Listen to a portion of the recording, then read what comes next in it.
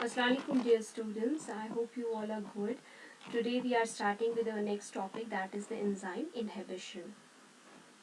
What is enzyme inhibition? In which the activity of the enzyme is inhibited by an external molecule that's called the inhibitor.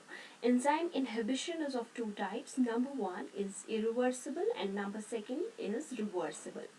What happens in irreversible enzyme inhibition?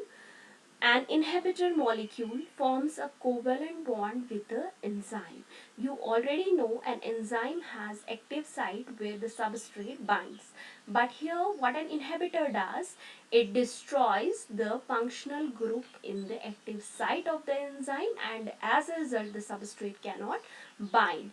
It is irreversible. This reaction can't be reversed. Further, let me tell you, these irreversible enzyme inhibitors are toxic. These are toxic. You already must have heard about the antibiotic penicillin. What that does, what penicillin does, it kills the bacteria. How it kills the bacteria? It inhibits the enzyme glycopeptide transpeptidase, which helps to form the cell walls in bacteria.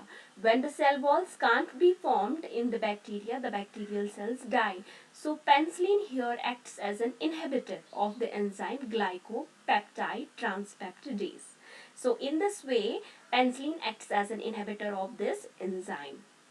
Further, let me tell you, we have a reversible enzyme inhibition, which can be the reaction which can be reversed. Here the enzyme binds with the inhibitor binds with the enzyme, but later can dissociate from the enzyme. Later on it can dissociate from the enzyme. So here a covalent bond is not formed. Here hydrogen bonds can be formed, ionic bonds can be formed, which can be broken.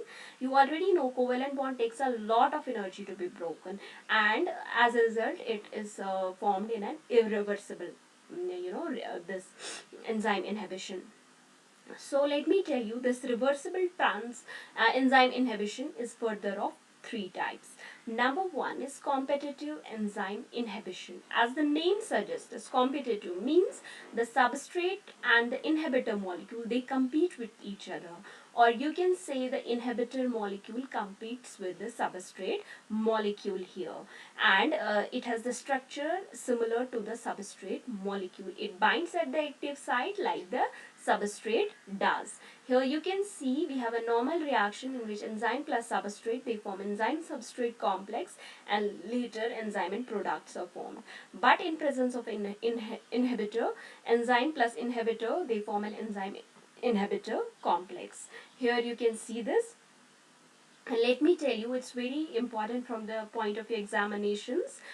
Vmax stays same in this. The maximum velocity of a reaction remains the same, and Km increases here. Km increases here. Km is Michaelis-Menten constant. I have earlier explained it. I hope you remember this. And it can be reversed.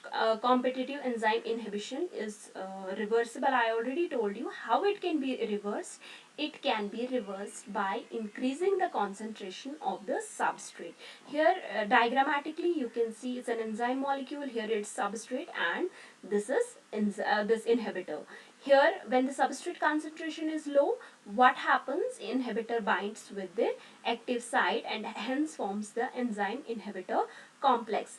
But when the concentration, upon increasing the concentration of the substrate molecules, more substrate molecules are available and have higher chances of binding with the enzyme as the inhibitor has. So substrate molecules bind and inhibitor doesn't. So this reaction can be reversed by increasing the concentration of the substrate here.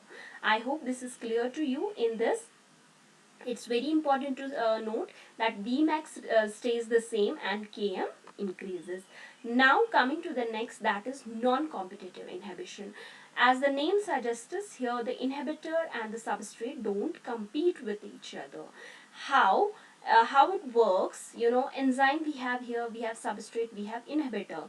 Substrate binds at the active site of the enzyme like it does normally, but this inhibitor molecule binds at a site other than the active site. but it causes a conformational change so that the reaction cannot take place. The reaction cannot take place. Here you can see it binds at the site other than the active site. It can either bind to the free enzyme or it can bind to the enzyme substrate complex here. Further, let me tell you, it has two types: pure non-competitive inhibition.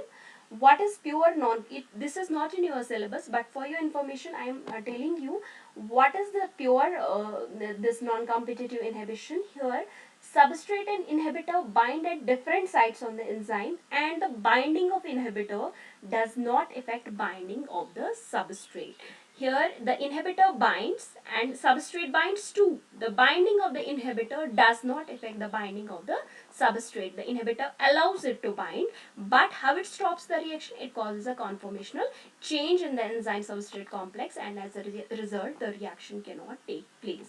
So please remember, in pure non-competitive inhibition, Vmax decreases, maximum velocity decreases, and Km remains constant. The Km remains, Michaelis-Menten constant remains constant. Now it has second type, that is mixed non-competitive inhibition. Number one was pure, number second is mixed non-competitive inhibition. Here both Vmax and Km are altered. They can be increased or they can be decreased here. What is mixed? Mixed is when the binding of the inhibitor influences the binding of the substrate. If the enzyme binds, it does not allow the substrate to bind. That's called the mixed non-competitive inhibition. I hope I am clear with competitive and non-competitive. Now coming to the third type. Here, before coming to the third type, here the inhibitor end can bind to the free enzyme or enzyme substrate complex. I have already told you, here the inhibitor can either bind to the free enzyme or can bind to the enzyme substrate complex. Now the third type is uncompetitive inhibition. In this type, what happens? The inhibitor binds only to the enzyme substrate complex. You have already seen here in the two types, the enzyme, this inhibitor could bind with the enzyme or enzyme substrate complex, but here the thing is that the inhibitor binds only to the enzyme substrate complex. See here how enzyme substrate, it gives enzyme substrate complex. Once this complex is formed, inhibitor binds to this. It forms enzyme substrate inhibitor complex here. This way the reaction will go on. Here in this type, what happens? Both Km and Vmax decrease. In this type, both Km and Vmax decrease. So this is all for today. I hope this is clear, and let me know if there are any queries. I'll be glad to help you. Thank you so much. Stay blessed and stay safe.